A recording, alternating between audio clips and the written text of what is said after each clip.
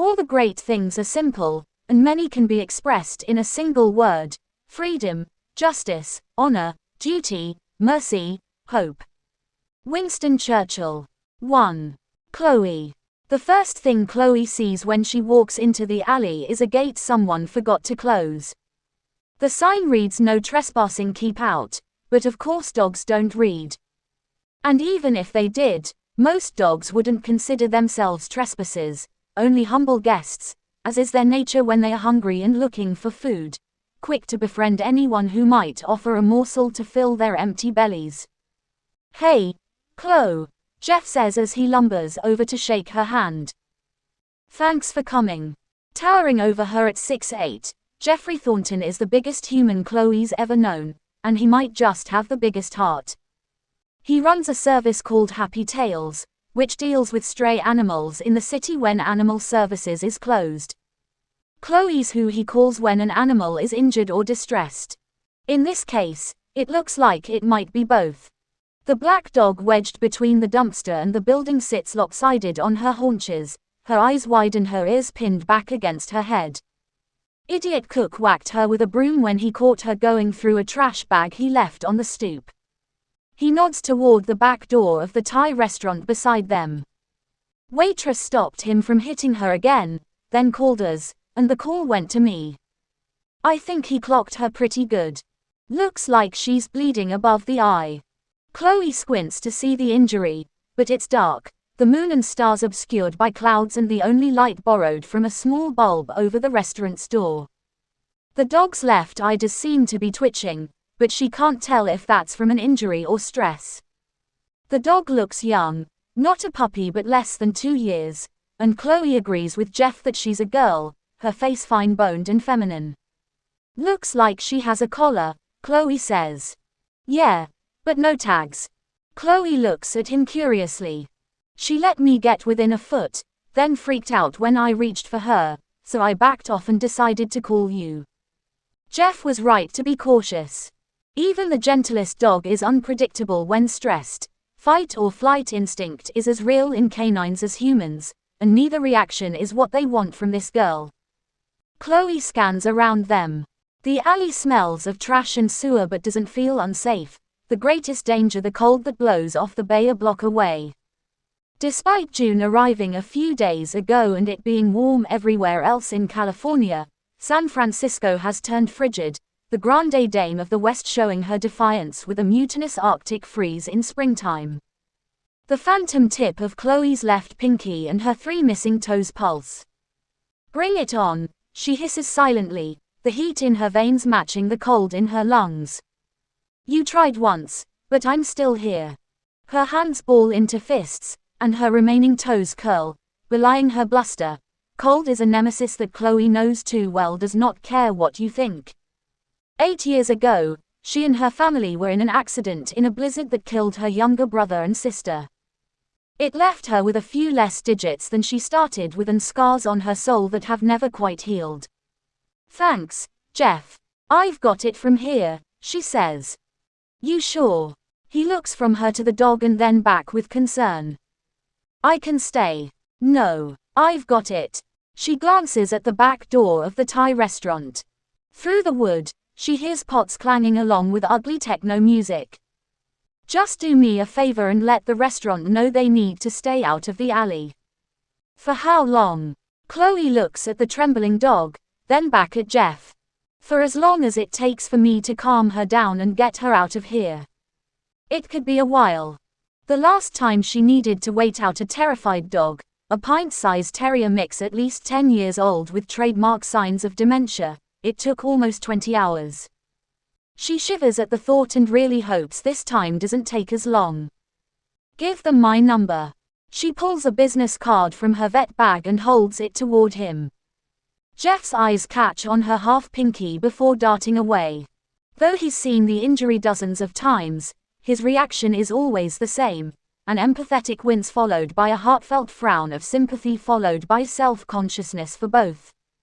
Chloe can tell a lot about a person by the way they react to her abbreviated pinky. She refers to it as her humanity meter.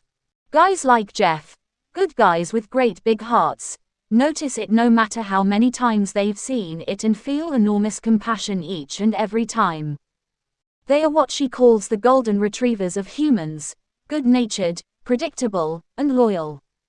Then there are the chows, snooty people who are revolted by the deformity and seem to blame her for getting herself into whatever predicament caused such a disfiguration, and who seem upset with her for forcing them to put up with looking at it. Aloof, fastidious, and callous, chows are among Chloe's least favorite dogs. Her favorite people are what she thinks of as working dog mutts, practical folk who barely notice her pinky at all before moving on instantly. Life's tough, and sometimes bad things happen. Half a pinky doesn't define her, and they don't define her by it. Surprisingly rare, these unique humans possess an extraordinary combination of grit and soul along with plain understanding and very little judgment. The final category is a strange one, and it took her a long time to understand it. A peculiar group of people, mostly men, who home in on her wounds like beef-basted bones, their expressions unapologetic as they gape with rapt, morbid curiosity like she's an aberration to be feasted on and relished. She calls them Dobermans because they're almost always high-strung and aggressive, though she likes the breed far more than these humans. Like moths drawn to flickering light, they seem to salivate with macabre pleasure at the evidence of suffering. Jeff takes the card. They're not going to be happy. Which is why I want you to give them my number. They'll be less happy with the attractive nuisance lawsuit I'll serve them for not closing the gate, or the animal cruelty charge I'll file against the cook if I don't get this girl out of here safely. He smiles and shakes his head. You'd make a great lawyer if you weren't already a great vet. I learned from the best, she says. My mom's a kick-ass attorney. There was a time when Chloe wanted to be nothing like her mom. Now, nothing makes her prouder. Except, of course, she has no interest in the law. Her calling is healing, not haranguing, specifically when it comes to animals. She's always loved dogs, cats, horses, anything with 4 legs. Though, after the accident, it became more than that. Something inside her altered, and she found herself with a deep, innate understanding of the scared and vulnerable, regardless of genus or species. It was as if suddenly she could feel them, especially the most damaged.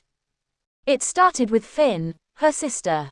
For months after the accident, Chloe felt as if a vestige of Finn remained, as if she was still there and watching, not yet at peace. Eventually, she moved on, but the window to that understanding remained. Okay, Jeff says with some hesitancy. Call if you need me. Chloe sets her vet bag on the ground and lowers herself to the stoop. Will do. But we're going to be fine. Though she's talking to Jeff, her eyes are on the dog, and the pup tilts her head as if listening, considering the words and deciding whether to believe them. 2. Mo. A good day. Mo sighs happily, then opens the fridge to find something sweet to celebrate with. Brussels sprouts fill 2 shelves. A large bowl of roasted ones along with a bag of uncooked ones below. Chloe. She rolls her eyes. The girl's on either a binge or a budget. A month ago, it was quinoa. Before that, beets. The first when Chloe swore off all food other than grains to see how her body would respond, and the second because Costco was selling 20-pound bags of Chioggia beets at a bargain. Sweet tooth still buzzing, she opens the freezer. A tub of Ben and Jerry's mint chip sits beside the ice trays and Hazel's assortment of Trader Joe's frozen dinners. Yes. She pulls out the carton, thrilled by its heft, at least half the ice cream left. She considers spooning it directly into her mouth but then thinks of her mother frowning and pulls a bowl from the cupboard. Sitting at the table with her treat, she opens her computer to admire her accomplishment, starting with CNN. Front and center on the home page in bold letters, babies. Fact News releases report showing the reasons for the disturbing trend of the nation's declining population growth.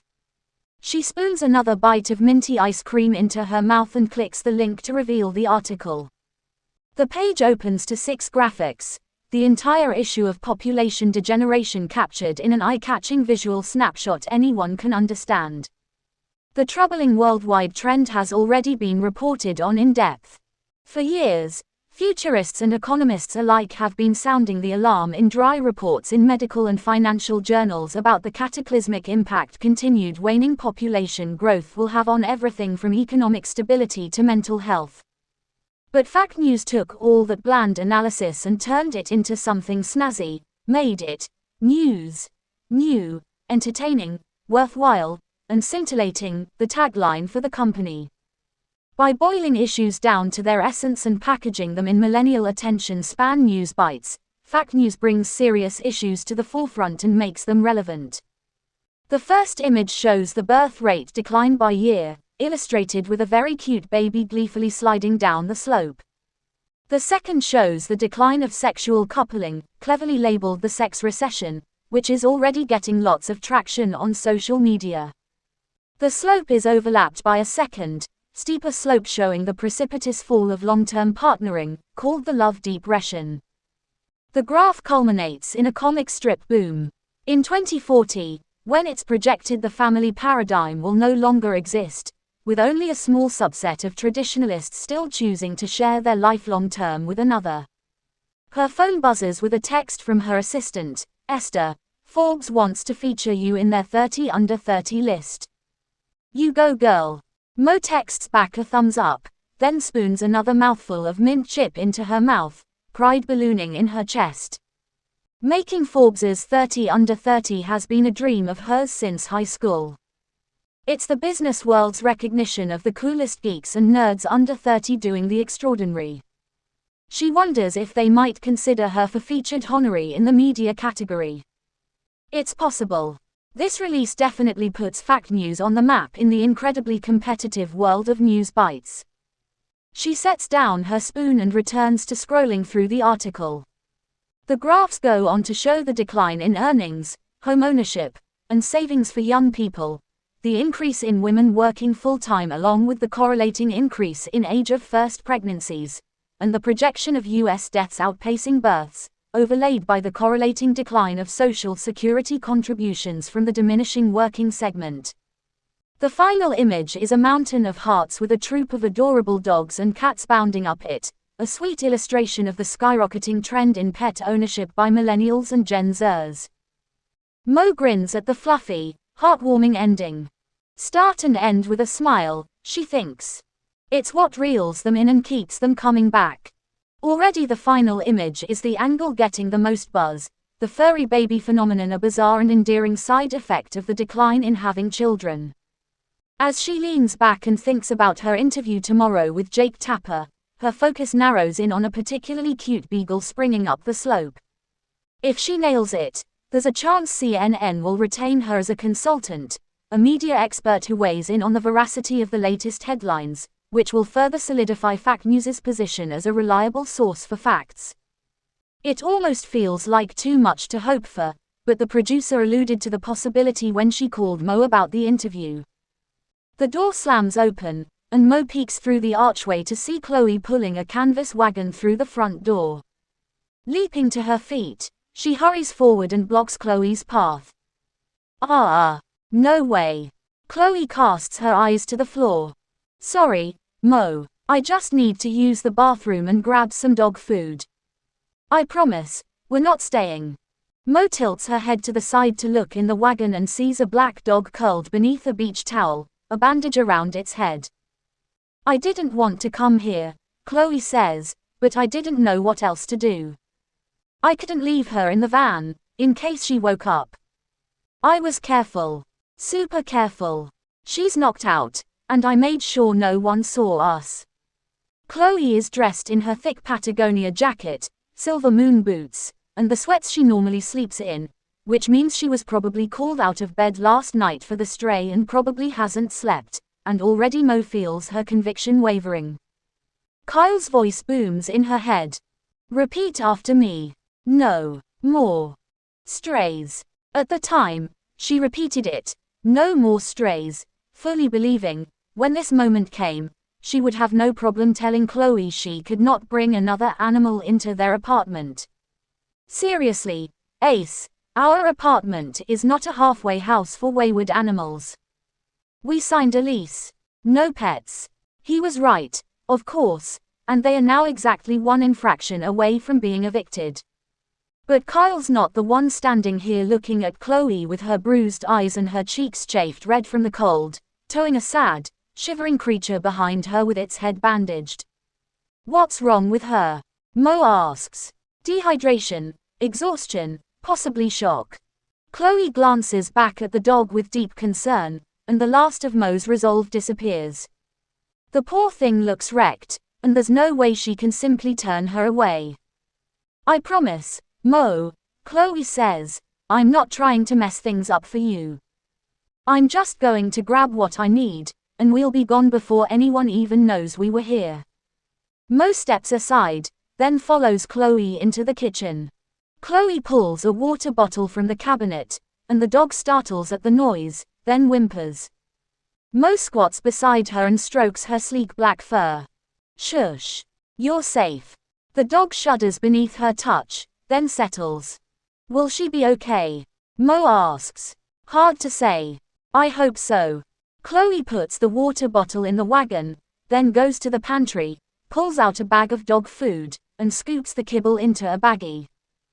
Concerned by the amount she's packing, Mo says, You're taking her to the shelter, right? Chloe doesn't look at her as she mumbles, Not tonight.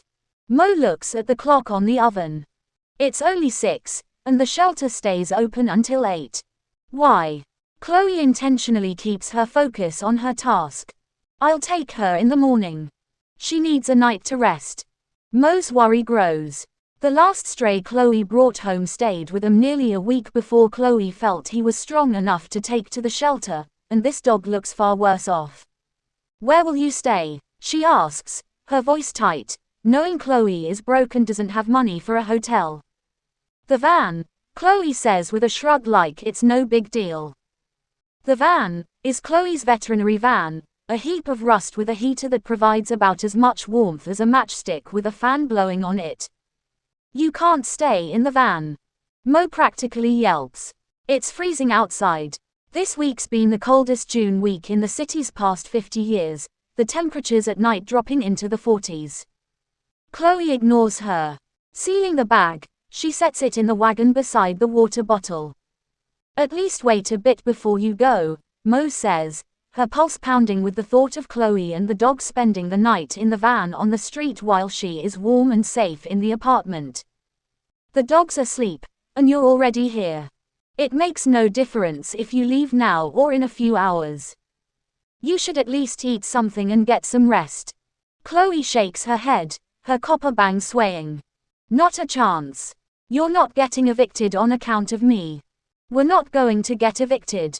Mo says, unable to believe the words are coming from her mouth. If Kyle could hear her, he would not be happy. But he can't hear her because he is 6,000 miles away, and Chloe and the dog are here, and it's freezing outside. How long is she going to sleep for?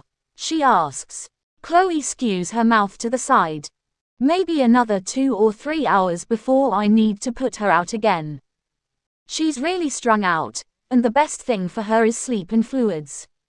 So she's going to be out until morning. Mo asks. Mo, think about it. Taking her out of the building now, when everyone's coming and going, is far riskier than leaving early in the morning, when everyone's asleep. Chloe shakes her head again but slower this time. I don't know, Mo. I've already gotten you in trouble, and if Kyle finds out. He won't find out. Mo. Clove, I'm telling you, he won't find out. Neither will Jerry. She makes a heroic effort not to let her eyes slide up toward the ceiling, where, 1 floor above and 2 doors down, her landlord lives. She adjusts the towel so it covers the pup's exposed shoulder, pushes to her feet, picks up the tub of ice cream, and holds it toward Chloe. Eat. Rest. And in the morning, go to the van. Chloe doesn't look fully convinced, but perhaps out of exhaustion or possibly hunger, she takes the carton from Mo, hoists herself onto the counter, grabs a spoon from the dish rack, and digs in. Her eyes close with the first bite, and Mo smiles, glad they came to a resolution that doesn't involve Chloe sleeping with a stray dog in her van on the street. Does she have a name? Mo asks. No tags, Chloe says around a mouthful of ice cream. Mo says as she considers it. She's always loved coming up with names. The dog is pretty, sleek, and refined looking with a cotton candy pink nose, floppy ears, and long silver whiskers. Maybe Rudolph, on account of her nose. Chloe suggests. Mo frowns. While the dog's nose is her most defining feature, she's far too pretty for a boy's name. How about Ruby? Chloe rolls her eyes but smiles. Fine. Ruby. The dog's cheek twitches, which Mo takes as a sign she approves. She looks back at Chloe. I guess this means you can't go out tonight. Chloe's brow furrows, and then her eyes pop open. Your report. It came out. Crap. I can't believe I forgot. How'd it go? Good. Great. Really good. Mo feels her cheeks grow warm. I knew you were going to kill it. Did CNN pick it up? Yep. And the Times and the Washington Post. Wow. Mo, that's awesome. This officially makes you the reigning queen of truthdom. Chloe looks at the dog. Ruby. Then at the tub of ice cream, then back at Mo. And her face radiates genuine apology as she says, sorry, Mo, I wish I could. It's okay, Mo says. Hayes should be home soon. Maybe she can go. 3. Mo. Black Sands is a hipster bar a block from Mo's apartment that serves good beer and a famous smashed double cheeseburger. It's still early, only 7, but the tables and bar stools are full, so Mo and Hazel carry their beers to the standing bar beside the window. To you, Hazel says, lifting her glass. To Fact News, Mo says, clinking her beer to Hazel's, happiness swelling her heart. For 5 years, this has been her dream, to make her mark by building a media company known as a reliable source for frank, honest information. She thinks of her father smiling down and toasting her as well. After all, he was the one who encouraged her and believed in the idea enough to bankroll it. News with no agenda except to relay the facts. A bit of a throwback notion, he said, but I like it. A year and a half ago, a week after Fact News released its first story, a snapshot look at the growing wealth gap in America, he died unexpectedly from a brain aneurysm. So proud of you, Squirt, was the last thing he said to her, words that resound in her mind each time she walks through the doors of Fact News and that motivate her to live up to them. He was a great man, a legend in the finance world, and she feels an enormous responsibility to carry on the Kaminsky name with honor and continue his legacy as a pillar in the community. Hazel says. This beer's delicious. It's the new Pliny, Mo says, taking a sip and rolling it around on her tongue. It is very vibrant, rich in hops and remarkably dry, definitely unique and worthy of the hype around it. Russian River Brewing only makes a small batch of the pale ale each year, and only a handful of bars are able to get it. For 3 months, she's been scouting beer sites to see who this year's lucky recipients would be, and she was thrilled to find out Black Sands was one of them and that today was when they were getting their shipment. Each patron is allowed a single beer, and Mo's certain they'll be sold out before the night is over. It's fermented 3 times, Mo says. That's what makes it so smooth. Triple the hop, Hazel says and does 3 little hops on her stool, her dark curls hopping with her. Ale yeah, Mo responds, lifting her glass. Don't worry, be hoppy, Hazel shoots back, and both of them laugh. Mo's glad to be sharing this moment with Hazel, the person who's been with her from the start. Nothing but the truth, Mo said 5 years ago. They were in the dorm room, a week after finals their first year. Hazel was reading, and Mo was looking at the ceiling, her mind turning. Huh, Hazel said. Mo turned her head to look at her. News that's not editorial, she said, the idea still forming, flittering like a trapped moth in her mind. When she was 16, The RV she and 10 others were riding in went over the side of a mountain during a blizzard. 2 people died, and she barely survived. Choices were made that cost people dearly. But when the story was told, different versions of what had happened during their survival emerged that distorted the facts. Heroes were being vilified, and villains were being revered, so Mo made it her mission to uncover the truth, a notion she became obsessed with. Only the facts, she went on, but told in a fun, engaging way. Reliable and unbiased so people can form their own opinions about it. I like it, Hazel said. The meat of the ball with none of the bleep. For months, Mo thought that was going to be the company's tagline, until her dad suggested she come up with something a bit more dignified. Kyle was the one who came up with news, new, entertaining, worthwhile, and scintillating. And now, here they are, 5 years later, the 2 of them celebrating what that fledgling idea has become. Ready for some remarkable nonsense? Hazel says, setting down her beer, a thin foam moustache on her lip. Hit me, Mo says. Did you know? Hazel stops to build the suspense, her right brow arching high and her lips curled in a toothless smirk. Mo double arches her eyebrows.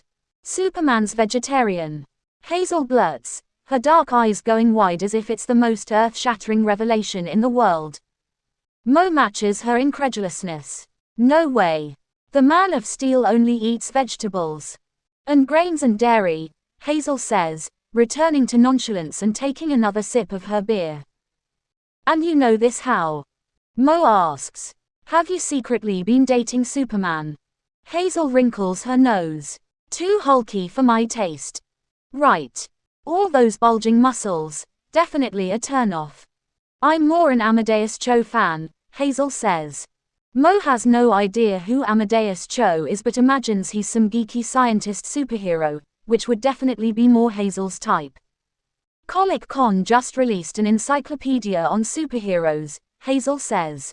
And it turns out Superman's never eaten meat. His senses are sharper than a human's, so he's aware of life auras, making him highly attuned to the emotions of all living creatures, which would make eating meat very disturbing, like he would be feeling the animal as he was chewing on it. Wow. Yeah. I could see how that could be disturbing. I know, right. Of course, it brings up the whole debate of whether Superman needs to eat at all. I mean, he's Superman, and when he lived on Krypton, he derived his strength from the Krypton sun. But on Earth, maybe it's different. I hope he eats, Mo says, as she believes food to be one of the greatest pleasures in life. Hazel sweeps an imaginary curl from her eyes, a habit she has when she's thinking. I figure he must. He needs to refuel somehow. To Superman enjoying a good meal, Mo says, lifting her glass. And Lois Lane, Hazel says, ever the romantic. As they clink glasses, Mo makes a silent wish for Hazel to meet her own Superman or Amadeus whoever, hoping somewhere in the world, there is some extraordinary, big-brained superhero who just happens to be searching for his extraordinary, big-brained muse. Take off your coat, Mo suggests, determined to help make it happen. Before they left the apartment, Mo found Hazel standing in front of her full-length mirror, frowning. She was wearing a black dress with no waist and beige ballet flats with gold buckles, an outfit better suited for a grandmother heading to a funeral in the old country than a 24-year-old heading to a bar in San Francisco. Mo hurried away and returned a minute later with a cream sweater and suede camel booties. Wear your shredded jeans, she said, holding them toward Hazel. A few minutes later, Hazel walked into the living room, looking great, and Mo said, "Wowza." Which was a mistake. Hazel's pale skin went crimson as she quickly shrugged on her oversized parka and zipped it to her chin. Hazel more a blend into the wallpaper than, wowza, kind of girl. Come on, Haze, Mo encourages when Hazel still hasn't moved, her eyes darting self-consciously around the room. You look great. Trust me.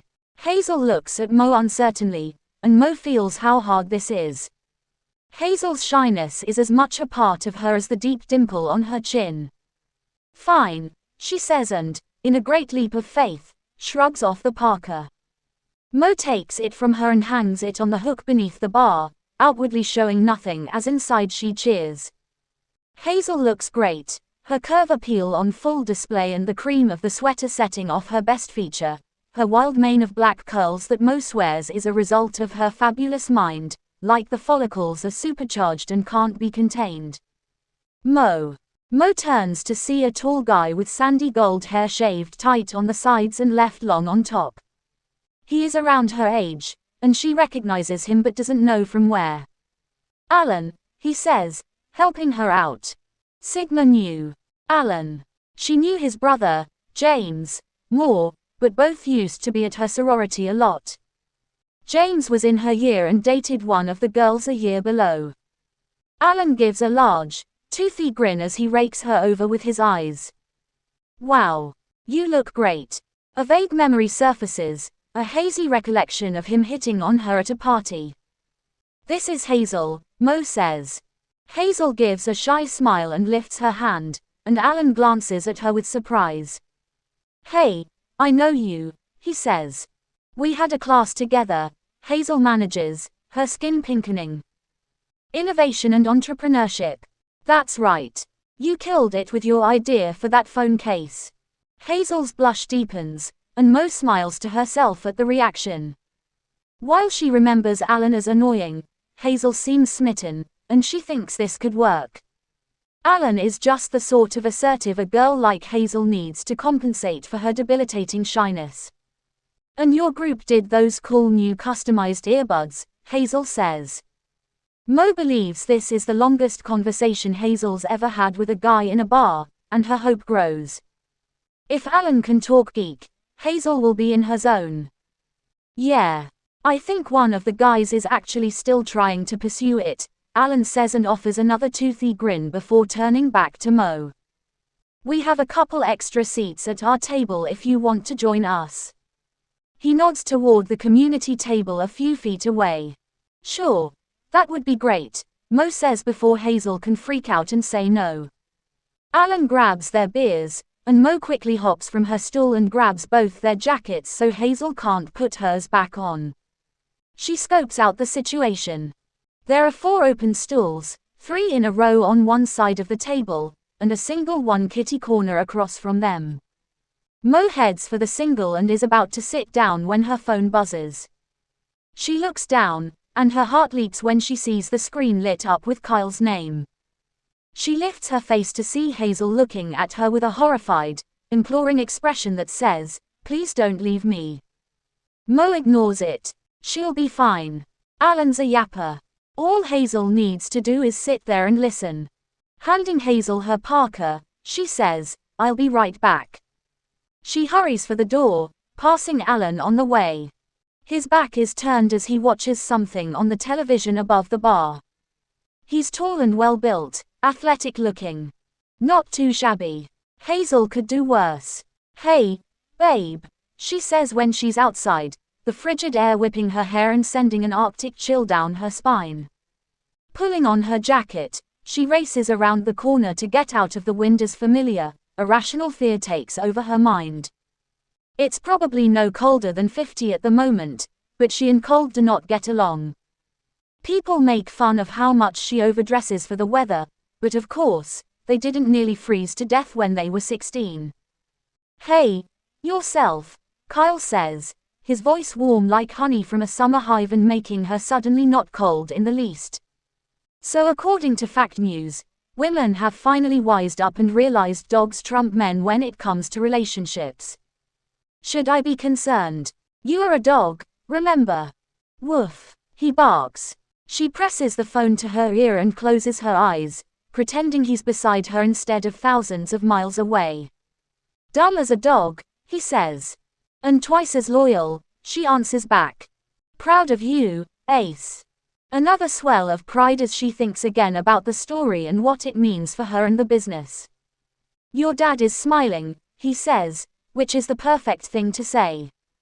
While Kyle isn't schmaltzy, his love blazes like the sun, rising steadfast each day, there even when he's on the other side of the world.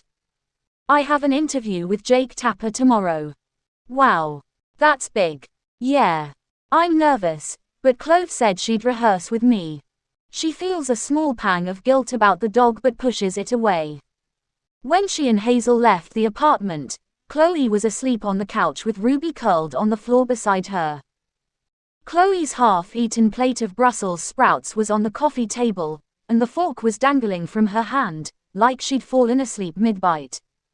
Chloe will make Jake Tapper seem tame, Kyle says. Exactly. If I can survive an interview with Clove, I can survive anything. A group of 3 drunk guys wanders past, loud and laughing. Where are you? Kyle asks. Black Sands. Hayes and I decided to get a drink to celebrate. And, she pauses for dramatic effect, I think she might have met someone. Really? Hayes. She actually talked to a guy. She's talking to him now, Mo says proudly, hoping it's true, that Hazel is actually having a conversation with Alan and not just sitting tongue-tied and red-faced beside him. That's awesome, Kyle says. He's always been a big fan of Hazel's. I should probably get back in there, make sure she's not rambling on about Python code. Or Mars colonization, Kyle says, a smile in his voice. Remember the first time I met her and she was all jazzed about intergalactic space stations, convinced they were going to be the real estate of the future. Her and Elon Musk. I bought stock. So did I, Kyle says. After all, how wrong could 2 of the smartest people in the world be? She laughs and holds the phone tighter to her ear, listening to him breathe. I miss you. 3 months, he says, and she closes her eyes, praying for it to be true, for life to stay the course and continue as it is for 3 short months, until Kyle's tour is over and he comes home for good. They talk a few more minutes about everything and nothing, neither of them wanting the moment to end, until finally she says, I hate it, but I really need to go. The line pulses, and then with a deep breath, she says, stay safe. Stay you, he answers back. Don't change a thing. Remaining where she is, she closes her eyes and, phone held to her heart, repeats her plea to the heavens to watch over him. Then she tucks the phone in her pocket and returns inside. Hey, she says to a girl at the table. Where'd they go? She thumbs her hand at the 2 empty stools where Hazel and Alan were. Hazel's beer glass is empty, and Alan's is half full. They left a few minutes ago, the girl says. Then with a wry smile she adds, looks like someone's getting lucky. Mo tilts her head and looks again at the empty seats. Hazel's not the type of girl to get lucky, especially with a guy she just met. She probably just got uncomfortable and decided to go home. Mo bristles with irritation, miffed that Hazel couldn't manage to hang a few minutes without her. She looks at her own Pliny, sitting half empty on the table, peeved she didn't get to finish it. 4. Chloe. Chloe startles awake at the sound of a key in the door and barking. Disoriented, she spins to sit up on the couch and sees a black dog charging toward the door. Mo. Stop, she cries as she lunges to get hold of the dog's collar, snagging it just as the door opens. The dog's head snaps around, eyes wild, and her teeth sink into Chloe's forearm. Chloe's hand snaps open, and Mo yanks the door closed, missing the dog's nose by an inch. The dog barks and snarls and howls. Then she stops. Eyes skittering, she looks back at Chloe, then again at the door, then once more at Chloe before slumping to the carpet with a whimper and dropping her head between her paws, clearly remorseful for what she's done. It's okay, Chloe says, inching toward her, angry at herself. First, for not bringing the dog to the van like she should have. Second, for falling asleep and missing giving the dog her second sedative. And third, for not having the foresight to realize that what just happened could happen. She strokes the dog's back, and the dog whimpers again. Clove, you okay? Mo asks through the wood. The dog belly crawls forward, then drops her face to the floor again. I'm fine, Chloe says. You just startled her. You can come in, just come in slow. Mo inches the door open, and the dog looks up guiltily. Mo squats and holds out her hand for the dog to sniff. It's okay. Sorry I scared you. The dog edges closer and sets her head on Mo's feet, and Mo plops onto her butt and scratches her behind the ears. Think Jerry heard that? Chloe asks, guilt strangling her.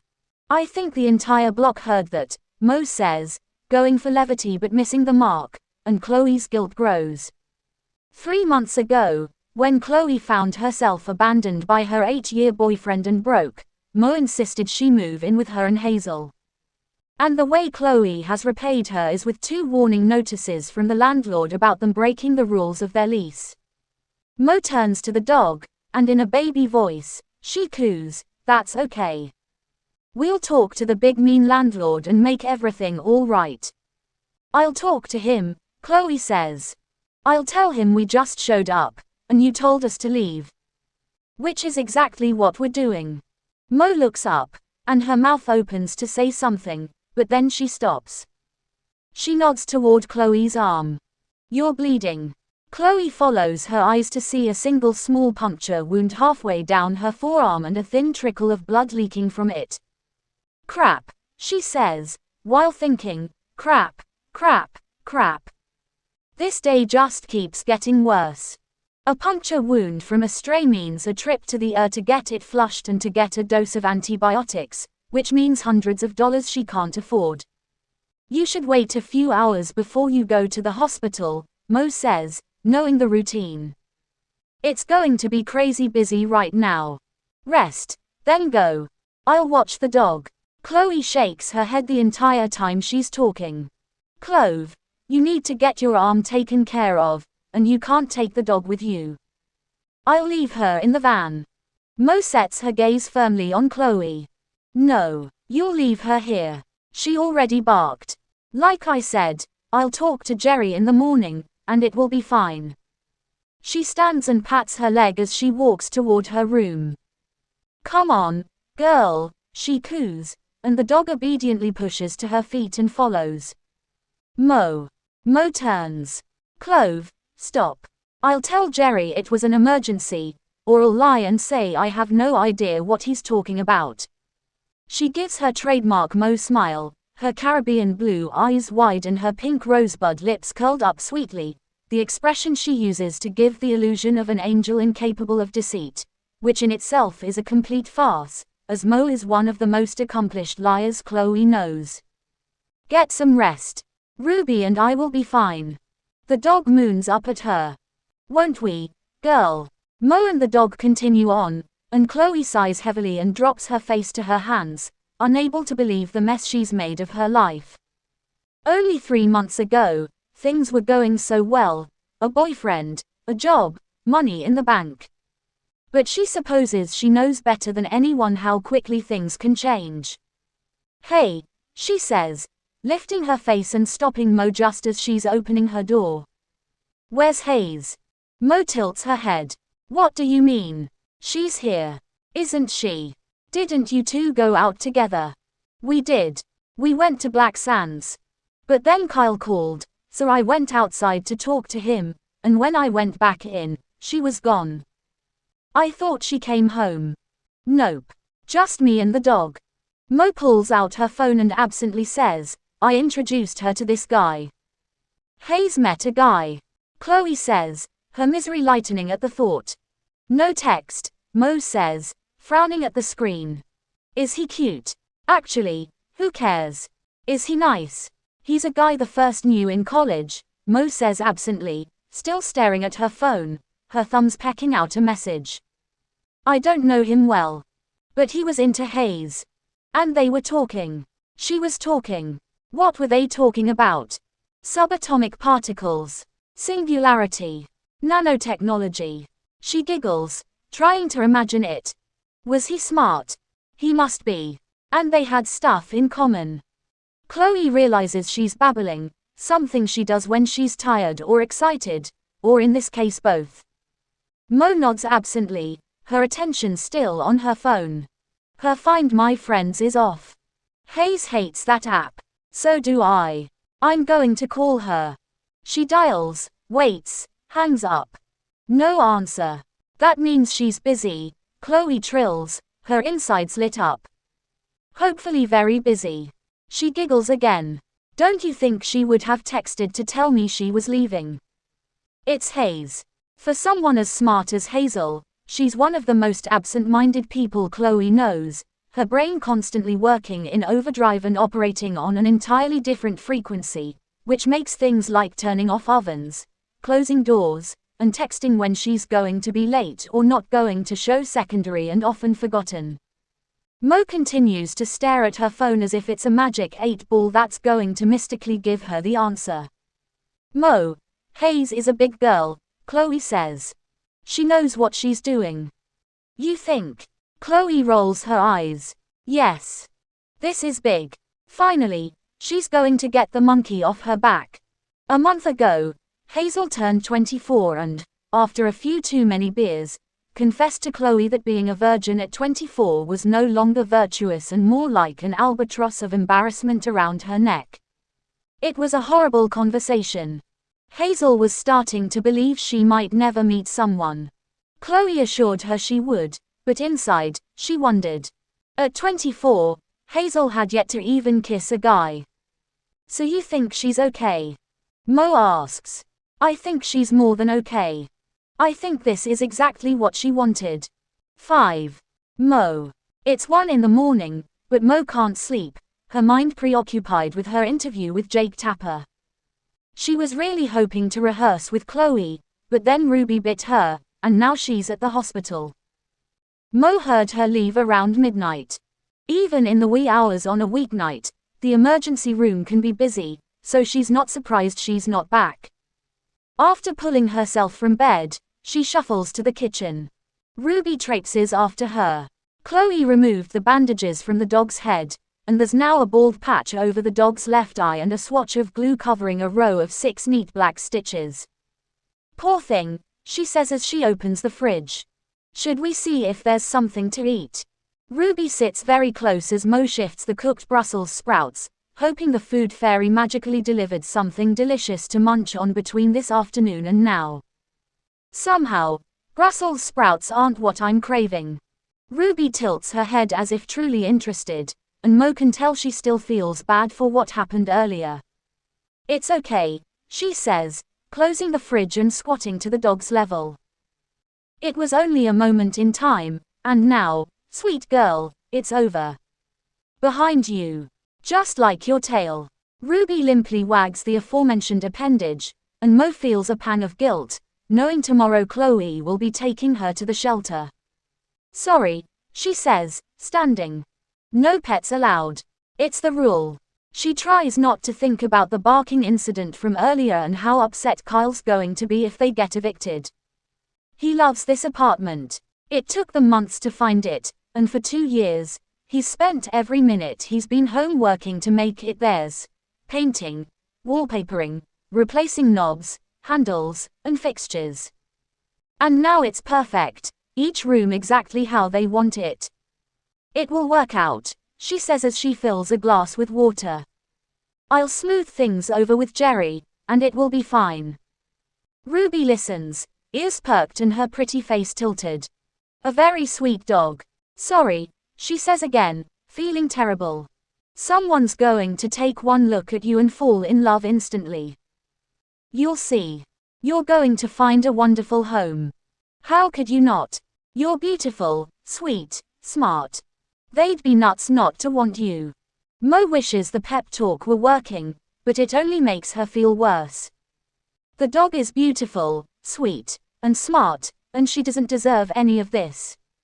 She heads back to her room and, before climbing into bed, grabs her phone to text Chloe to see how it's going, and that's when she sees the message, "Come get me." She looks at the timestamp, 12:44. She looks at the clock, 1:12. Her thumbs fumble over the screen, messing up twice before she manages to click on Hazel's number. Hayes. Incoherent sobs shock Mo's system like a cattle prod, an instant rush of panic through her veins as she realizes something is happening that she doesn't want to be happening. Hayes, Where are you? A snivel followed by a hiccup, then nothing. Hayes. Hayes, are you there? The phone pinned to her ear, she pulls off her pajama bottoms to replace them with jeans. Hayes. Please come get me, Hazel says, the words broken with her distress. I'm trying, Mo says, pulling on her shoes. But I don't know where you are. Another pause, like the connection's been lost, though she knows Hazel's still there. Turn on Find My Friends, Mo says. Can you do that? She hears muffled movement. I did it, Hazel says. Okay. Hang tight. I'm on my way. 6. Chloe. Raped. Chloe says, the word pitching high before breaking in two, not registering, then slamming into her brain with a clang. Mo nods, her bottom lip sucked in as her nose flares with her breaths, working hard to hold it together. They are in the emergency room waiting area. Chloe was discharged a few minutes earlier and walked from the exam bays to find Mo and Ruby sitting beside the door. She thought they were there for her. She wishes, now, that were the case.